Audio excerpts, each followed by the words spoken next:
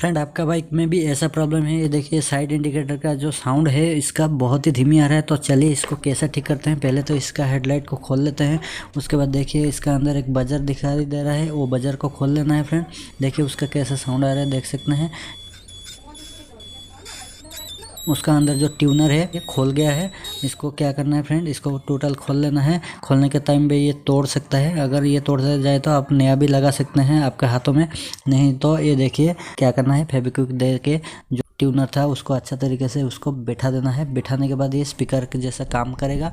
तो देखिए इसको और थोड़ा फेविक्विक दे के इसके ऊपर थोड़ा टेप चिपका देना है, क्योंकि ये खोलने के टाइम में थोड़ा ये टूट गया था। तो चलिए इसका अंदर पानी नहीं जाएगा, जैसा ऐसा टेप लगा लेके इसको रख लेना है। उसके बाद देखिए फ्रेंड वीडियो अच्छी लगे तो लाइक एंड सब्सक्राइब कर देना है।